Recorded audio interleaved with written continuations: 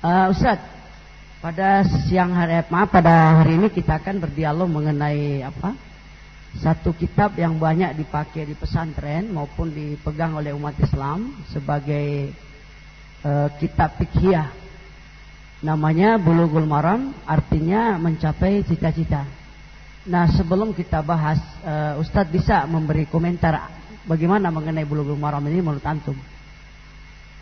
Bismillahirrahmanirrahim. Innal hamdalillah nahmaduhu wa nasta'inuhu wa nastaghfiruh wa na'udzu billahi min shururi anfusina wa min sayyiati a'malina. May yahdihillahu fala mudilla lahu wa may yudlil fala hadiya lahu. Wa asyhadu an la ilaha illallah wahdahu la syarika lahu wa asyhadu anna Muhammadan 'abduhu wa rasuluh. Amma ba'd. Fa inna khairal hadithi kitabullah wa khairul haji haji Muhammadin sallallahu alaihi wa ala alihi wa sallam, wa syarrul umuri muhdatsatuha wa kullu muhdatsatin bid'ah wa kullu bid'atin dhalalah wa kullu dhalalatin finnar. Kitab Bulughul Maram adalah salah satu kitab al-ahkam yang berbicara mengenai hukum-hukum, mulai dari kitabut taharah dan seterusnya. Ya. Di dalam karangan para ulama kita jumpai selain kitab-kitab hadis yang khusus disusun dengan sanadnya dari yang mengeluarkan hadis sampai kepada Nabi seperti Bukhari, Muslim dan seterusnya. Sebagian ulama menyusun kitab-kitab tertentu dalam masalah-masalah tertentu. Ada yang mengkhususkan menyusun kitab mengenai al-ahkam, hukum-hukum. Di antaranya adalah Bulughul Maram. Tetapi ini kitab ahkam yang tidak begitu besar. Ya. Ada lagi Kitabul Ahkam karangan Majiduddin Abil Barakat, yakni kakek dari Ibnu Taimiyah, dengan judul Al-Muntaqa fi Akhbaril Mustafa, yang kemudian disyarahkan oleh Al-Imam Asy-Syaukani menjadi kitab dengan nama Nailul Awtar. Ya. Dan sebelum kitab Bulughul Maram ini ada satu kitab hukum yang belum diterjemahkan dan sangat bagus sekali, yaitu Al-Muharrar fil Hadits, yang dikarang oleh Al-Imam Ibnu Abdul Hadi. Ibnu Abdul Hadi adalah tilmid, murid dari Syekhul Islam Ibn Taimiyah rahimahullahu ta'ala. Ya, ini pertama. Yang kedua, di dalam kitab Bulughul Maram ini, sebagaimana kebiasaan Al-Hafidh Ibn Hajar, pengarang kitab ini, selalu menjelaskan derajat hadis tersebut. Ya. Sahih dan dhaifnya. Ini ghalibnya. Bukan hanya pada kitab beliau Bulughul Maram, tapi pada kitab-kitab beliau yang lain, karena beliau mempunyai karangan puluhan. Dan ini salah satu kitab yang kecil dari kitab-kitab beliau yang begitu banyak.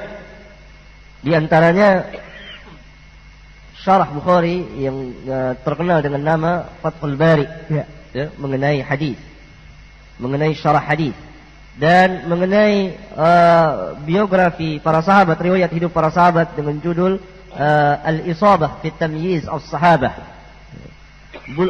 Fathul Bari beliau susun selama 25 tahun.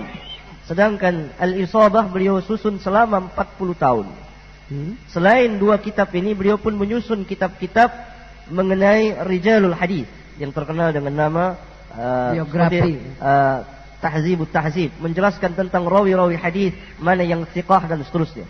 Jadi Ibnu Hajar ini seorang imam, bahkan beliau dijuluki Amirul Mu'minin fil Hadis, pemimpin orang-orang beriman dalam ilmu hadis. Ini salah satu gelar tertinggi di dalam dunia hadis. Yang mendapat gelar Amirul Mu'minin fil Hadis hanya beberapa orang. Di antaranya Al-Imam Al-Bukhari, Al-Imam Daruqutni, dan barangkali yang terakhir Al-Imam Ibnu Hajar, pengarang kitab Bulughul Maram ini. Ini yang kedua. Yang ketiga, di dalam kitab Bulughul Maram ini terdapat beberapa kekeliruan apakah kekeliruan ini langsung dari pengarangnya yaitu Al-Imam Ibnu Hajar atau dari pencatat naskah Bulughul Maram ini? Saya ambil contoh hadis nomor 35. Ya. An Abi Hurairah radhiyallahu anhu qala, dari Abi Hurairah radhiyallahu anhu dia berkata, qalat Khawlah, berkata Khawlah, salah seorang sahabiyah, ya Rasulullah, wahai Rasulullah, fa in lam yadhhab ad-dam, apabila darah haid itu tidak hilang dari pakaianku setelah aku mencucinya, yakni ada bekas darah itu. Jadi bagaimana ketika setelah aku mencuci darah haid yang ada di pakaianku, bekasnya itu tidak hilang, apakah masih boleh dipakai atau tidak? Qala, jawab Nabi, yakfikil ma, cukup bagimu air itu untuk mencuci darah haid itu. Adapun bekasnya tidak memudaratkan engkau. La yadurruki atharuhu. Bekas darah haid itu yang telah engkau cuci itu tidak mengapa, tidak salah engkau pakai lagi. Karena darahnya najisnya telah engkau cuci. Ya? Kemudian dikatakan akhrajahu at-Tirmidzi. Dikeluarkan hadis ini oleh Imam at-Tirmidzi. Wa sanaduhu dhaifun. Dan sanadnya dhaif. Ya. Di dalam riwayat ini sepanjang pemeriksaan menurut undang-undang ilmu hadis terdapat dua kesalahan. Kesalahan yang pertama, hadis ini tidak diriwayatkan oleh Al-Imam At-Tirmidzi. Al-Imam At-Tirmidzi tidak meriwayatkan hadis ini. Tetapi hadis ini dikeluarkan oleh Al-Imam pertama Abu Daud, yang kedua Al-Imam Ahmad, yang ketiga Al-Imam Baihaqi. Kenapa bisa terjadi kesalahan seperti ini? Al-jawab, manusia. Tempat kesalahan, tempat lupa dan salah. Kalau itu dari pengarangnya, ya, atau dari pencatat naskah ini, sabaqal qalam, atau salah cetak. Tidak. Oh, tidak juga. Tidak salah cetak. Karena seluruh naskah yang ada sekarang ini, seluruh cetakan itu seperti ini. Oh. Kami telah memeriksa dari cetakan-cetakan dalam bahasa Arab, baik yang dahulu dan yang sekarang, itu tercantum seperti ini. Oh. Berarti kalau pencatat naskah ini memungkinkan salah, atau Al-Hafiz sendiri salah. Ya. Al-Hafiz Ibnu Hajar salah. Biasa sabaqal qalam, tersalah dalam menulis, yang harusnya Abu Daud jadi Tirmidzi. Berarti Imam Tirmidzi tidak meriwayatkan hadis ini. Ya. Ini pertama. Yang kedua dikatakan sanadnya dhaif. Ini pun kesalahan kedua. Sanad hadis ini sahih. Ya. Kenapa demikian? Hadis ini seluruh riwayatnya dari jalan Abdullah bin Wahab, dari Abdullah bin Lahiyah, dan seterusnya. Abdullah bin Lahiyah itu seorang rawi yang thiqah pada awalnya. Ya. Dan dia biasa menghafal hadis itu dengan catatan yang ada pada dia. Para ahli hadis itu dalam meriwayatkan hadis dengan dua cara, dengan hafalan luar kepala dan dengan kitab dia. Maka Abdullah bin Lahiyah itu biasa mencatat hadis ini di kitabnya. Jadi dia meriwayatkan, kemudian dia catat. Pada suatu ketika kitab catatan hadis dia itu hilang, lenyap, terbakar. Oleh karena dia biasa meriwayatkan dari kitabnya, maka tatkala kitabnya itu hilang, maka hafalannya pun goncang. Hafalannya hilang karena yang dia andalkan hanya catatan kitabnya tidak ada. Oleh karena itu para ulama memeriksa kalau riwayat Abdullah bin Lahiyah ini, kalau dia meriwayatkan satu hadis sebelum kitabnya terbakar, maka hadisnya sahih karena dia mempunyai catatan. Kalau dia meriwayatkan hadis sesudah kitabnya terbakar, maka riwayatnya tidak sahih, masuk ke bagian dhaif dari jurusan hafalan. Nah, sekarang jadi permasalahan, siapa-siapa saja orang yang meriwayatkan dia sebelum kitabnya terbakar dan sesudah kitabnya terbakar. Diperiksa oleh para ulama. Yang meriwayatkan dari dia sebelum kitabnya terbakar itu Pertama, Abdullah bin Wahab. Ya? Abdullah bin Wahab. Yang kedua, Abdullah bin Mubarak. Yang ketiga, Abdullah bin Yazid al-Mukri. 3 orang ini meriwayatkan dari Abdullah bin Lahi'ah yang terkenal dengan nama Ibnu Lahi'ah sebelum kitab Ibnu Lahi'ah terbakar. Oleh karena itu, apabila Abdullah bin Wahab atau Abdullah bin Mubarak atau Abdullah bin Yazid al-Mukri meriwayatkan satu hadis dari Abdullah bin Lahi'ah, maka hadisnya sahih. Dan hadis ini adalah salah satu riwayat Abdullah bin Wahab dari Abdullah bin Lahi'ah yang menunjukkan bahwa Abdullah bin Wahab terima riwayat ini dari Abdullah bin Lahi'ah sebelum kitabnya itu terbakar. Maka sanad hadis ini sahih. Tidak bisa dikatakan hadis ini dhaif. Ini yang pertama, ya. Nah, kita lanjutkan pembahasan kita. Oleh karena itu perlu mensyarahkan kitab Bulughul Maram ini oleh yang mempunyai kemampuan tentunya, karena di kitab Bulughul Maram ini sangat sulit, ya, tidak mudah dipahami begitu. Secara hadis ini pertama memahami lafaz-lafaz hadis, kemudian syarahnya, ada maksud daripada hadis tersebut. Kan Ustaz, syarahnya sudah ada kan, Subulus Salam itu? Iya, syarahnya sudah ada, Subulus Salam. Cuman mungkin belum diterjemahkan ke bahasa Indonesia. Sudah diterjemahkan. Subulus Salam sudah lama itu diterjemahkan. Sudah lama diterjemahkan. Secara umum saya gambarkan, jadi perlu syarah penjelasan dan perlu juga dikoreksi hadis-hadisnya. Karena banyak Al-Hafiz Ibnu Hajar meriwayatkan hadis secara ringkas di sini. Karena saya lanjutkan tentang Bulughul Maram yang keempat. Maksud Al-Hafiz Ibnu Hajar mengarang kitab ini untuk hadis-hadis hukum, itu beliau menjelaskan seluruh dalil para madhab itu. Iya. Setiap madhab ada dalilnya di sini. Diturunkan. Hatta orang yang misalnya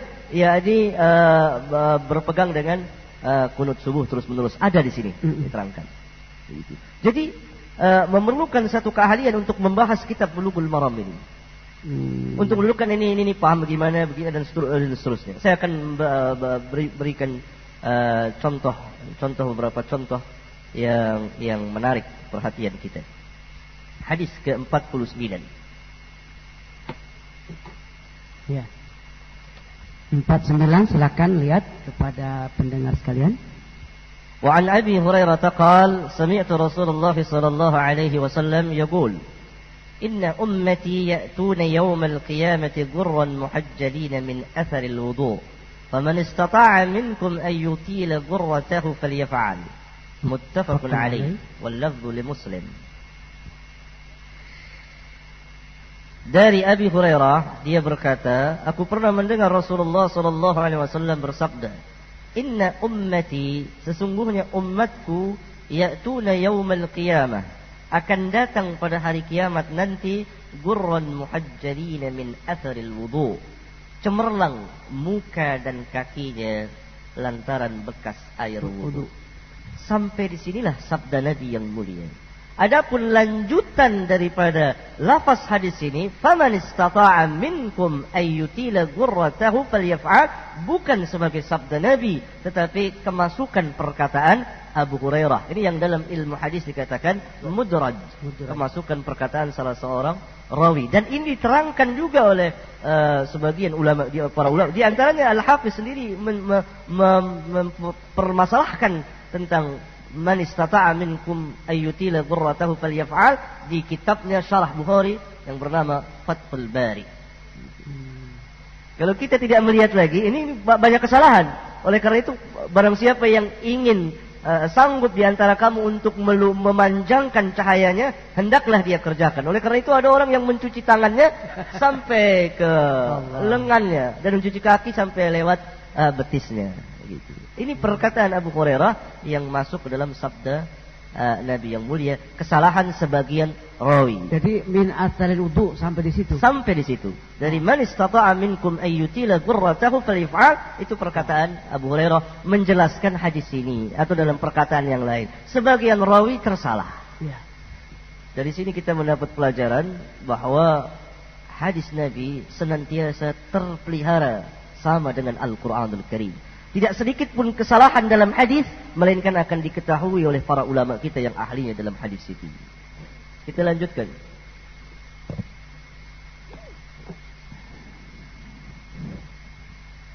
Ya. Hadis ke-78 dan 79. 78 dan 79. Ya. Silakan. Wa an Talaq bin Ali radhiyallahu anhu qala قال رجل مسست ذكري أو قال الرجل يمس ذكره في الصلاة عليه الوضوء فقال النبي صلى الله عليه وسلم لا إنما هو بدعة منك أخرجاه الخمسة وصححه ابن حبان وقال ابن المديني هو أحسن من حديث بصرة. Dari Talaq bin Ali radhiyallahu anhu dia berkata, telah berkata seseorang yakni kepada Nabi, aku menyentuh zakarku. Atau dia berkata, seseorang menyentuh zakarnya dalam salat. Apakah wajib atas dia berwudu? Yani batalkah wudunya apabila dia menyentuh kemaluannya? Faqala Nabi sallallahu alaihi wasallam, maka Nabi sallallahu alaihi wasallam bersabda, la, tidak. Innama huwa bad'atun mink. Hanya saja dia itu bagian daging daripada engkau. Dikeluarkan oleh al-Imam yang 5 akhrajahul khamsah, yakni Abu Dawud, Tirmidzi, Nasai, Ibnu Majah, Ahmad. Dan hadis ini memang sahih. Hadis 78 ini bertentangan dengan hadis 79. Wa an Busrah binti Safwan radhiyallahu anha anna Rasulullah sallallahu alaihi wasallam qala man massa dzakarahu falyatawadda. Barang siapa yang memegang menyentuh zakarnya hendaklah dia berwudu. Berarti batal wudu apabila menyentuh zakar. Akhrajahul khamsah. Dan hadis ini pun sahih. Al-Imam Ibnul Madini di hadis nomor 78 diturunkan oleh Ibnu Hajar mengatakan huwa ahsanu min hadis Busrah. Hadis Talaq bin Ali lebih bagus dari hadis Busrah. Sedangkan di hadis ke-79 muridnya Al-Imam Al-Bukhari, karena Ibnul Madini itu yang namanya Ali bin Madini guru daripada Al-Imam Al-Bukhari, mengatakan huwa asahhu syai'in fi hadzal bab. Hadis ini sesahih-sahih dalam bab ini. Bertentangkankah antara dua perkata? Tidak. Ini hanya mendudukkan permasalahan sanad hadis, bukan permasalahan fiqhiyah hukumnya. Hadis ini jelas bertentangan. Yang satu mengatakan tidak batal, yang satu mengatakan batal. Walhal dua-dua hadis ini sahih. Ini ta'arud. Bagaimana cara mendudukkannya? Maka caranya para ulama menempuh jamak, dan tidak bisa jamak di sini. Tidak bisa jamak di sini karena jelas dia lihat yakni kapan keluarnya hadis talaq dan kapan keluarnya hadis busrah. Dan apakah sahabat-sahabat yang lain juga meriwayatkan hadis seperti talaq atau hadis seperti busrah? Maka hadis Talaq bin Ali sepanjang pemeriksaan ilmu hadis itu dikeluarkan oleh Nabi, disabdakan pada awal hijrah. Pada awal Nabi hijrah. Nabi SAW mengatakan innama huwa bad'atun minka, tidak batal. Sedangkan hadis busrah itu diperkuat dari jalan sejumlah para sahabat. Di antaranya adalah Abu Hurairah, Busrah, bahkan Talaq bin Ali sendiri meriwayatkan dari Nabi bahwa menyentuh zakar itu batal wudu. Jadi hadis talaq itu ada dua. Yang pertama tidak batal, yang kedua batal. Tidak diturunkan oleh Al-Hafiz Ibn Hajar karena memang ini untuk meringkas saja, bukan kitab hukum yang besar. Oleh karena itu kita menempuh cara untuk melihat kapan keluarnya hadis talaq di nomor 78 ini dan kapan keluarnya hadis busrah. Kenyataannya, menurut pemeriksaan para ahli, hadis Talaq bin Ali ini keluar Nabi sabdakan pada awal Nabi hijrah ke Madinah. Sedangkan hadis Busrah bersama hadis-hadis yang lain yang semakna dengan hadis Busrah ini, seperti riwayat Abu Hurairah, itu jauh setelah Nabi berada di Madinah. Contohnya Abu Hurairah meriwayatkan hadis seperti hadis Busra, yaitu batal wudu apabila menyentuh kemaluan. Sedangkan Abu Hurairah itu masuk Islam pada tahun ke-7 Hijriah. Sedangkan Talaq bin Ali itu dari awal Hijrah. Berarti ada jarak 7 tahun. Berarti tahulah kita bahwa hadis Talaq bin Ali ini dimansuh hukumnya. Yang nasih adalah hadis Busrah. Karena hadis Busrah ini terakhir datangnya dan diperkuat oleh jalan sahabat yang lain. Jadi kesimpulannya yang kita, ya sekarang kan bagi kita sekarang nih. Yang kita pakai ini 78. 79. 79. Iya. Jadi kalau menyentuh zakar harus batal wudu. Tetapi kita perlu lihat lagi riwayat yang lain. Yang mana yang dikatakan batal? Dalam riwayat Abu Hurairah, di sini tidak diturunkan oleh Ibnu Hajar, itu apabila tidak ada alas sama sekali. Tetapi kalau berlapik ada alas, seperti dengan memakai celana, memegang farji, tentu ada sebab, itu tidak batal wudu. Yang tanpa alas langsung menyentuh daging itu, batal wudu itu. Nah sekarang bagaimana Ustaz? Kalau sudah mandi, udah bersih, disabun, ya apa kan? Kalau kita kembali ke atas itu bahwa baldatun minka juga kan sudah bersih. Merusak wudu juga. Iya. Karena ada hadis Busrah ini. Hadis Busrah jelas, man massa dzakarahu falyatawadda. Barang siapa yang menyentuh zakarnya, falyatawadda, wudu. Kalau tanpa alas, kalau dengan alas tidak batal wudu. Ini sebagaimana riwayat Abu Hurairah. Saya ulang lagi supaya lebih jelas lagi karena hadis ini sukar dipahami, sangat sulit dipahami. Kecuali kita mengadakan pemeriksaan total terhadap tarikh sejarah keluarnya hadis ini dan riwayat-riwayat yang lain yang semakna dengan dua hadis ini. Ternyata yang semakna atau yang sama dengan hadis Talaq bin Ali di nomor 78 tidak ada. Hanya satu-satunya hadis wujud di dunia ini seperti ini.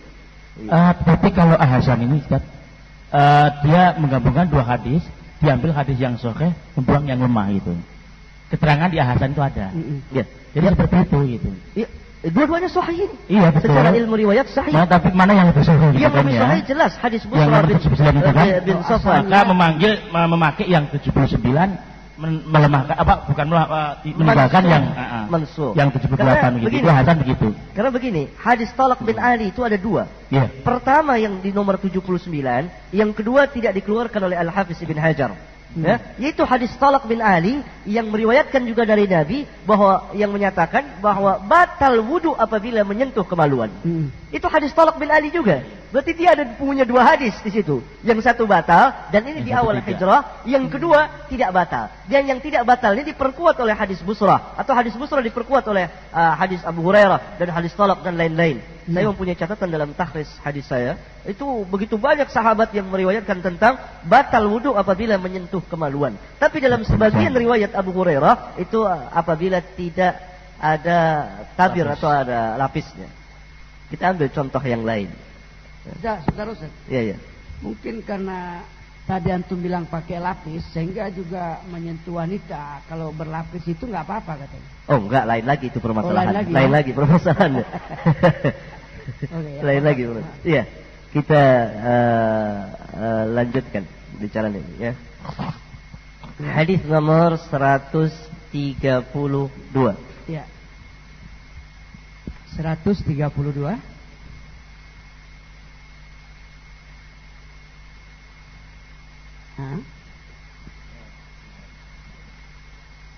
Ya.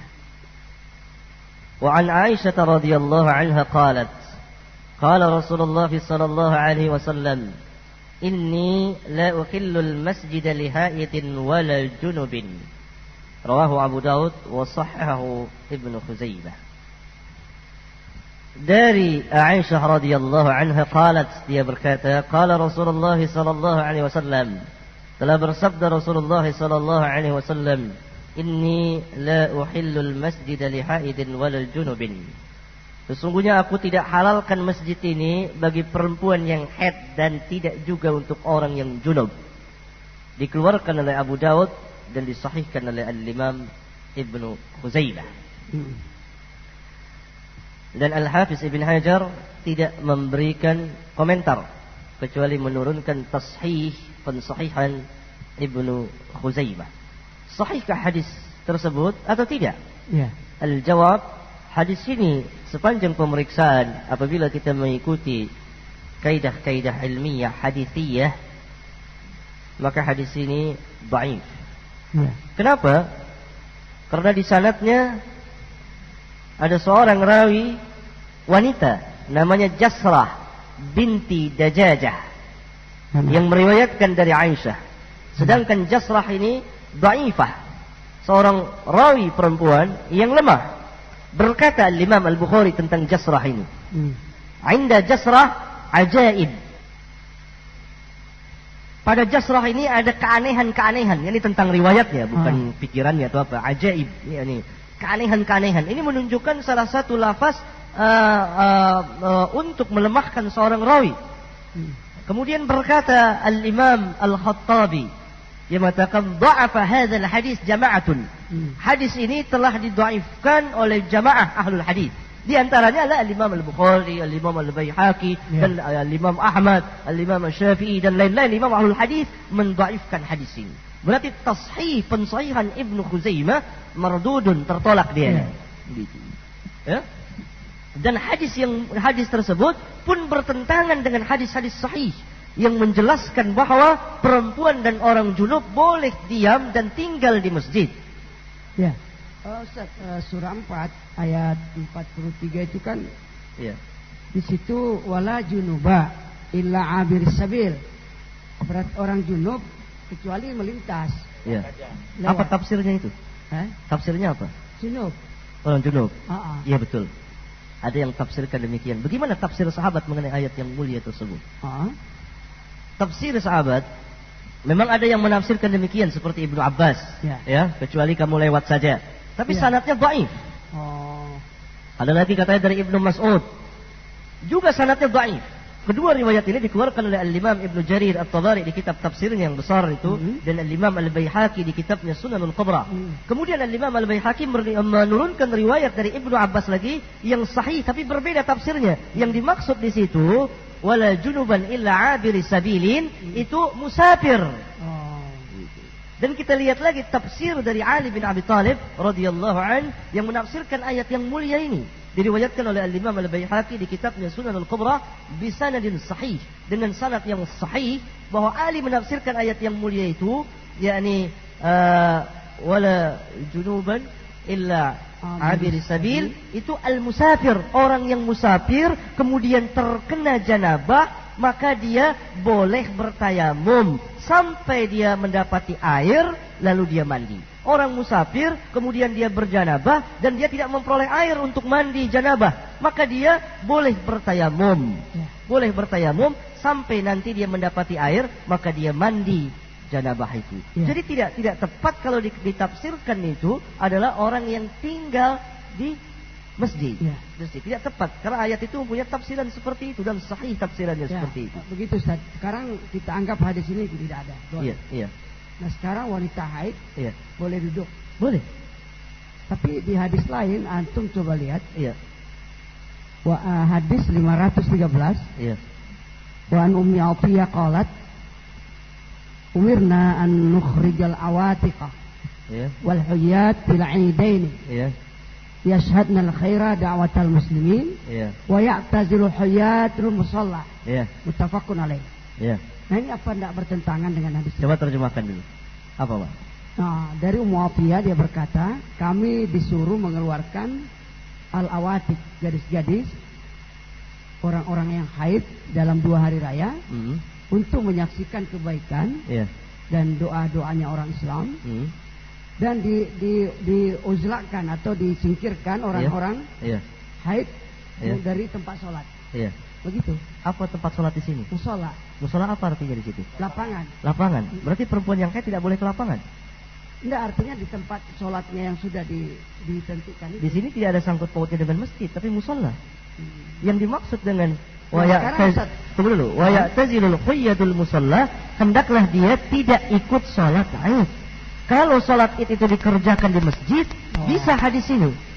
Begitu. Dan hadis ini tidak terlarang juga perempuan itu. Kalau betul ini ditafsirkan masjid, tidak terlarang juga perempuan itu tinggal di masjid. Karena dari awalnya kan mereka sudah menyaksikan doanya orang muslim. Hanya ketika mau ditegakkan sholat, mereka keluar lagi. Mafhumnya kalau sudah selesai sholat, boleh masuk lagi. Kalau hadis ini kita pahami bahwa musalla itu adalah masjid. Tapi musalla itu tanah lapang.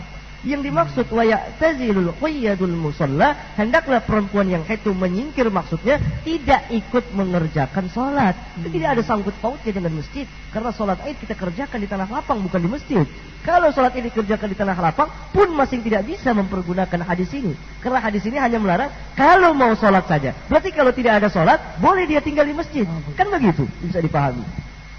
Kalau kemarin saya baca betul di Sunan Albani, sebenarnya gaib. Iya. Jadi seorang wanita boleh berangkat boleh masuk ke masjid. Ya boleh.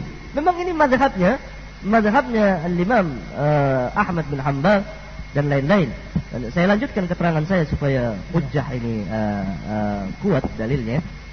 Mana yang membolehkannya? Pertama, tidak ada dalil karena hadisnya dhaif. Dengan kesepakatan para ulama. Kita tidak bisa. Terus, tolong antum jelaskan lagi. Iya. 513 ini. Nanti saya jelaskan dulu ini supaya hujjahnya lebih kuat lagi, ya. Hadisnya dhaif, tidak bisa dipertahankan untuk mensahihkannya, ya. Lalu mana yang membolehkannya? Al-bara'atul asliyah, kembali kepada hukum asal. Hukum asal itu boleh masuk masjid. Jangankan orang muslim, orang mukmin pun masuk masjid. Orang kafir pun boleh masuk masjid. Orang kafir pun boleh masuk masjid. Contohnya mana? Hadis sahih dikeluarkan oleh Imam Al-Bukhari. Tumamah tertawan dan diikat oleh Rasulullah di tiang masjid. Jelas orang kafir tidak selamat dari junub. Makanya dulu Bill Clinton pernah ke Istiqlal. Ya, kecuali Masjidil Haram itu. Ya, kecuali nggak boleh. Nama muslimin najasun gitu Ustaz. Ya, tidak boleh itu. Ya. Itu yang pertama. Yang kedua, sabda Nabi yang mulia alaihi salatu wassalam kepada istrinya Aisyah radhiyallahu anha yang diriwayatkan oleh Imam Muslim ketika Nabi sallallahu alaihi wasallam memerintahkan Aisyah untuk masuk ke masjid mengambil sajadah kecilnya. Kata Aisyah bahwa dia sedang haid. Ya, jawab Nabi, "Inna haydhataki laysat fi yadik." Sesungguhnya haidmu itu tidak ada di tanganmu itu. Ya. Hadis yang mulia ini sejelas-jelas dalil yang membolehkan perempuan haid untuk masuk ke masjid. Ada yang mengatakan, oh ini diperintah hanya sekedar lewat saja. Mana di hadis itu dikatakan Nabi, engkau hanya sekedar lewat saja. Hadis itu umum. Dan hadis itu menerangkan bahwa perempuan yang haid itu bukan perempuan yang kotor. Haidnya itu bukan di tangan. Kalau haidnya itu di tangan, kata Nabi, ya kotor ngambil sejadah. Haidnya itu di tempat farjinya itu. Farjinya, ya. Itunya. Jadi perempuan yang haid itu bukan najis. Yang najis itu adalah darahnya. Jadi sabda Nabi ini azim, besar sekali. Inna haydhataki laysat fi yadik. Sesungguhnya haidmu itu tidak ada di tanganmu. Itu hujjah yang kedua. Hujjah yang ketiga, ya ini kita mengetahui dalam hadis-hadis sahih yang dikeluarkan oleh Al-Bukhari, Muslim dan lain-lain, bahwa di masjid Nabi itu biasa tinggal ahlus suffah. Ahlus suffah kan tinggal di masjid. Dan mereka tinggal bukan sehari dua hari, dalam waktu yang lama. Tentunya tidak selamat dari janabah. Nabi SAW tidak perintahkan kepada seorang pun dari ahlus suffah, nanti kalau kamu janabah tinggal dulu dari masjid. Tidak pernah. Gitu. Itu hujjah yang ketiga. Iya kan? Ya. Hujjah yang ketiga. Hujjah yang keempat, tukang sapu masjid Nabi adalah wanita. Itu dikeluarkan oleh Al-Imam Al-Bukhari dan lain-lain. Nabi SAW tidak pernah mengatakan kepada tukang sapu masjid yang wanita, nanti kalau kamu haid libur dulu sepekan gitu. Tidak pernah. Ya ini ya kisahnya meninggal. Nah, Ustaz, maaf Ustaz, ini mumpung anak ini Ustaz. Tukang sapu itu kan meninggal ketika Rasulullah pergi. Lalu dia bilang di mana? Lalu yusollu, pengertian yusollu di situ berarti Rasulullah sholat di kubur. Sholat di kubur, betul. Tapi boleh. Kan menghadap ke boleh. Jadi sholat jenazah itu ada, nanti keluar nanti pembicaraan kita nih. Tidak ada sebentar. Hubungannya ke situ. Iya. Jadi berarti sholat khusus jenazah boleh dikubur. Boleh. Jadi bagi hadis melarang sholat di kubur. Lain lagi. Ya, itu sholat yang selain sholat jenazah. Karena selain sholat jenazah ada ruku dan sujud. Sholat jenazah tidak ada ruku dan sujud. Jadi kita tidak sujud kepada kuburan itu. Tapi kalau sholat yang 5 waktu atau sholat sunat, ada ruku ada sujud. Kalau kita sholat di kuburan, berarti kita sholat sujud kepada kuburan itu. Iya, betul. Gitu. Ya. Biar nyambung gitu, Ustaz. Ya. Sekarang kembali lagi. Lebih kepalang tanggung, saya jelaskan aja dulu. Nanti biar jelas. Salah paham nantinya, iya kan? Ini sekarang zaman banyak orang salah paham.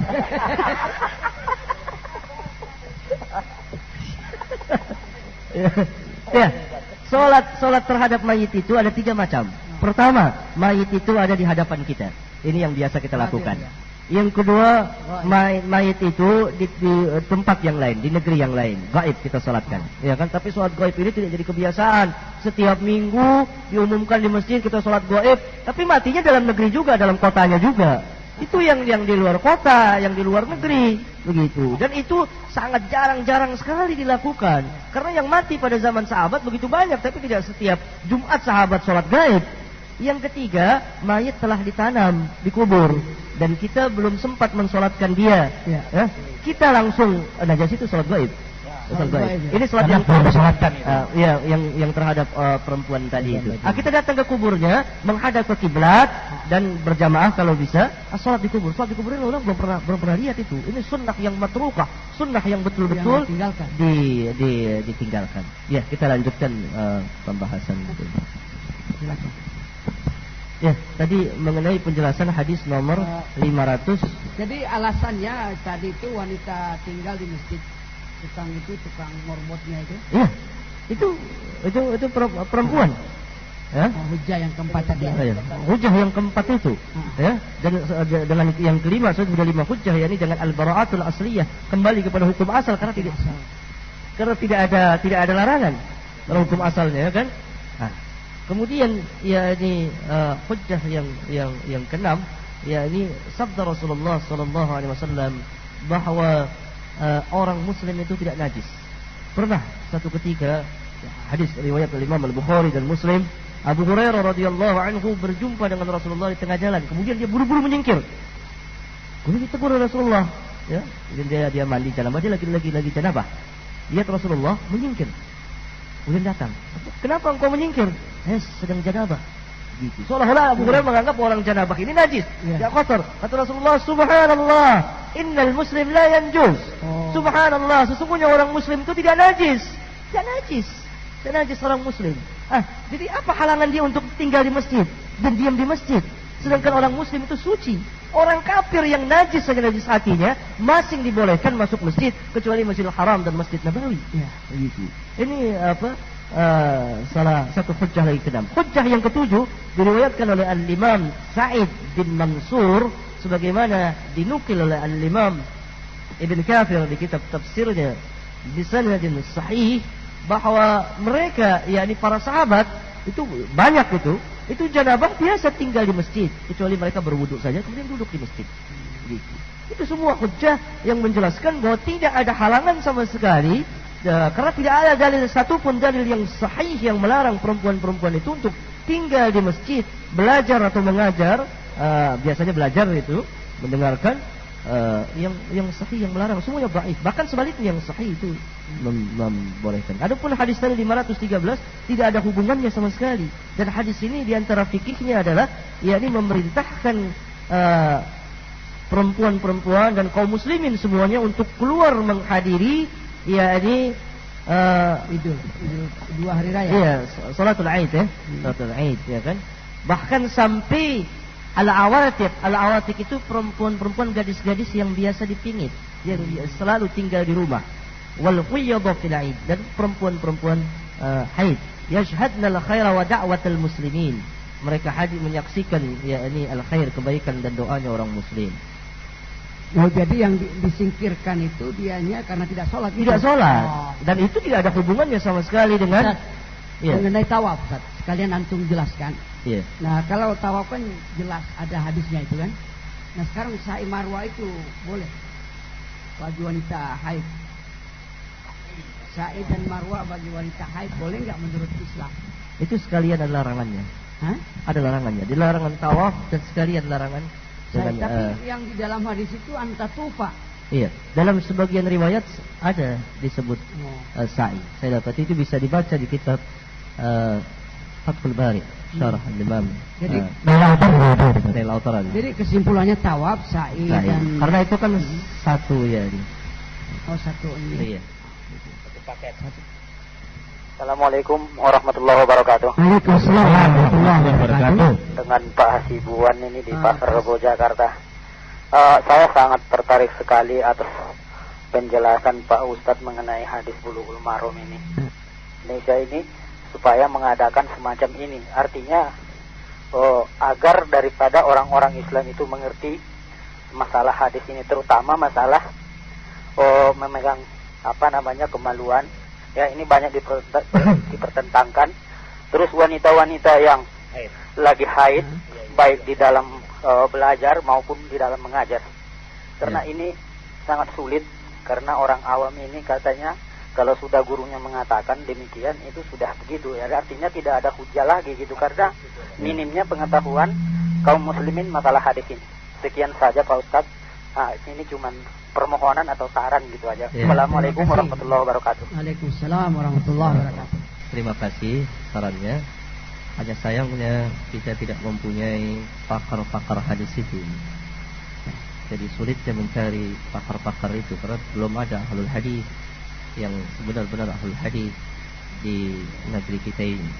Pertama, yang kedua, sebetulnya biasa saja dalam permasalahan ini, karena yang kita bahas juga salah satu dari permasalahan yang diperselisihkan oleh para ulama, dan hal yang seperti ini tidak menyebabkan kita bertengkar, berpecah, apalagi sampai memutuskan hubungan atau lebih daripada itu, yakni berkelahi dan lain sebagainya.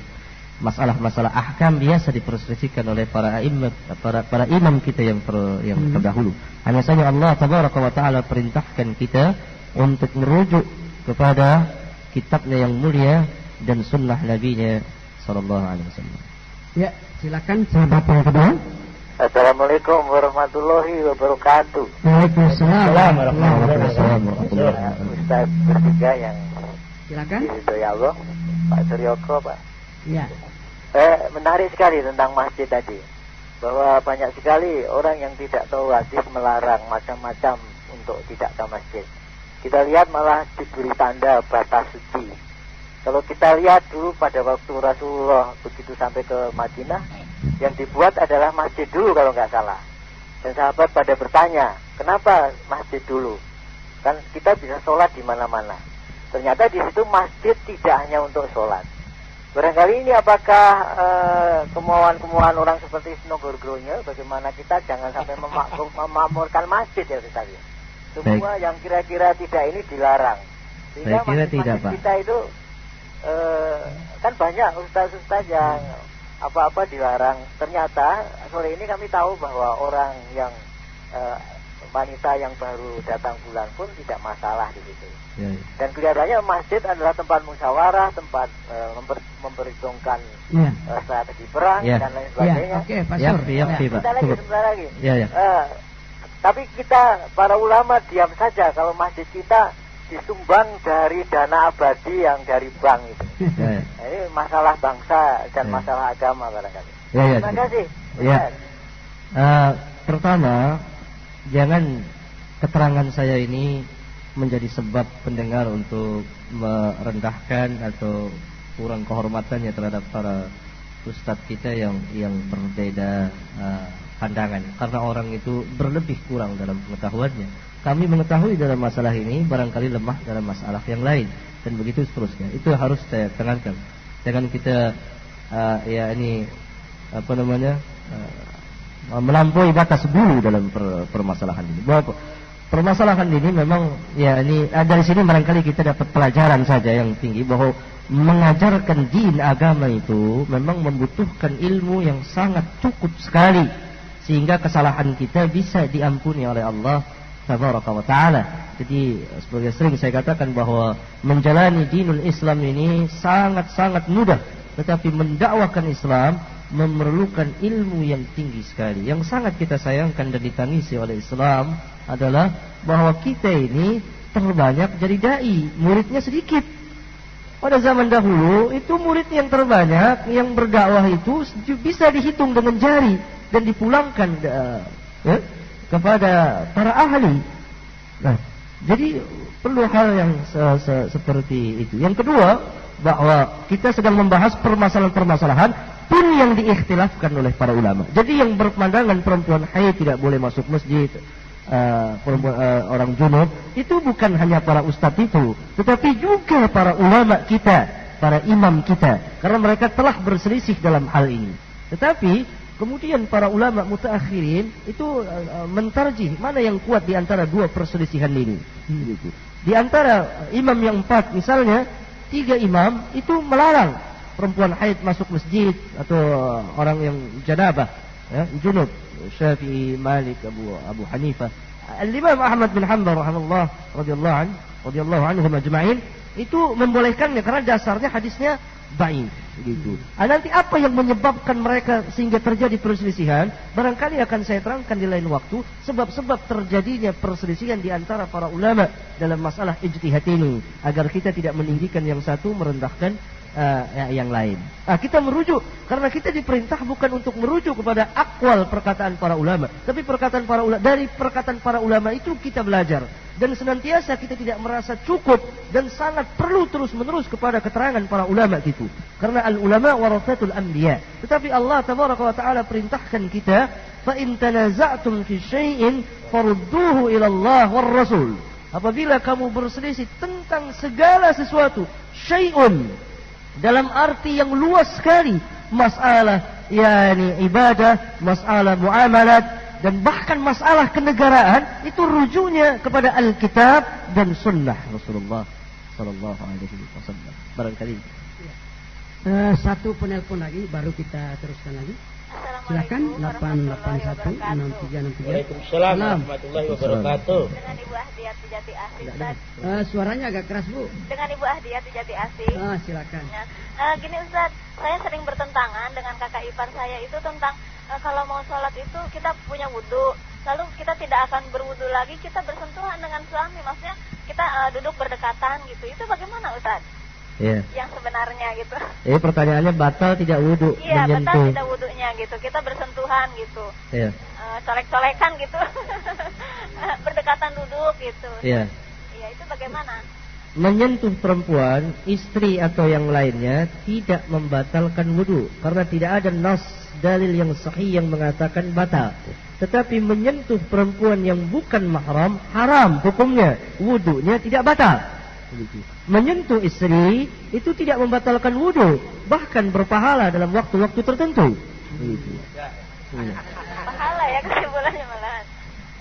Dan wudunya tidak batal karena tidak ada nas yang sahih. Dalam salah satu hadis yang diriwayatkan oleh Al-Imam Abu Daud, bahkan ada di kitab di kitab Bulughul Maram ini, lihat di Kitabul Wudu, bahwa Rasulullah sallallahu alaihi wasallam mencium sebagian istrinya, kemudian beliau salat. Ini Ibnu Hajar sendiri mengatakan bahwa beliau telah menurunkan hadis ini dari 10 jalan. Jadi hadis ini sangat kuat sekali untuk mengecek kebenaran yang dikatakan oleh Al-Hafiz Ibn Hajar. Saya pun alhamdulillah telah ikut meneliti dan saya dapati sampai 7 jalan. Yang ke-8, ke-9, ke-10 jalan terang keterbatasan pengetahuan tentu saya tidak sampai. Ini hadis ini sangat sahih sekali yang menjelaskan bahwa tidak batal wudu apabila bersentuh, bahkan sampai berciuman. Yang dimaksud cium di situ bukan cium di pipi, tetapi cium bibir di situ. Yuqabbilu. Itu dalil yang pertama. Dalil yang kedua, hadis yang dikeluarkan oleh Al-Imam Muslim. Ketika Rasulullah SAW sedang sholat malam, Aisyah merabah-rabah dan menyentuh kedua telapak kakinya. Ketika Rasulullah waktu itu sedang sujud. Itu menunjukkan kalau menyentuh suami batal wudu, tentu Rasulullah akan keluar dari sholatnya. Jika dikatakan itu khususiyah Rasulullah, tidak tepat karena tidak ada keterangan dari Rasulullah alaihi salatu wassalam. Dan masih banyak dalil yang lain. Adapun ayat Al-Quran aula mastumun nisa, Abdullah bin Abbas radhiyallahu anhuma mentafsirkan ayat itu bersama para ulama yang lain, maknanya al-jima'.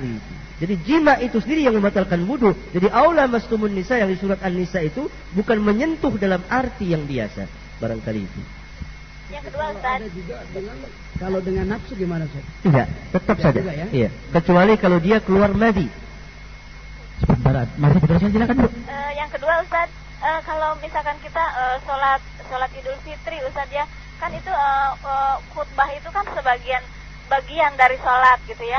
Tidak Bu, tidak ada yang mengatakan satupun hadis khutbah itu bagian dari sholat. Bahkan dalam salah satu hadis sahih yang diriwayatkan oleh banyak imam, Rasulullah SAW mempersilahkan para hadirin yang mau ikut dengarkan, yang mau pulang. Bahkan sebaliknya khatib-khatib kita di sini kalau orang pulang malah marah dianya. Rasulullah mempersilahkannya, silakan pulang. Itu khutbah Id, berbeda dengan khutbah Jumat. Itu pun khutbah Jumat itu tidak termasuk 2 rakaat dari bagian sholat. Itu hadis dhaif. Silakan Bu. Iya, menurut pendapat saya kemarin itu kan saya mendapat. Nggak boleh Bu berpendapat Bu. Dalam masalah din jangan berpendapat kita. Saya mendapat penjelasan gitu. Mendapat penjelasan. Dari seorang ustadz gitu bahwa itu khutbah itu sebagian dari sholat gitu. Jadi kalau misalkan ada ustadz lagi khutbah itu, khutbah itu ya. Kita nggak boleh beraktivitas misalkan seperti bersalaman, ngobrol gitu, nggak boleh ustadz. Jadi selama ini saya kalau Jumat iya, tapi kalau sholat Id dipersilahkan kita pulang. Kalau mau ngobrol hendaklah ngobrol saja di luar dan pulang. Kalau mau di situ hendaklah dengarkan, nanti terganggu yang lain tentu saja. Yang dipersilahkan oleh Rasulullah, yang mau tinggal, yang mau pulang. Gitu. Jadi ya Bu ya. Iya. Terima kasih Ustaz. Assalamualaikum warahmatullahi wabarakatuh. Waalaikumsalam warahmatullahi wabarakatuh. Ustaz, barangkali satu lagi Pak Ustaz. Pertanyaan. Belum. Iya, silakan. Enggak tadi itu mungkin akan. Iya, saya bahas. Iya. Hadis nomor 442.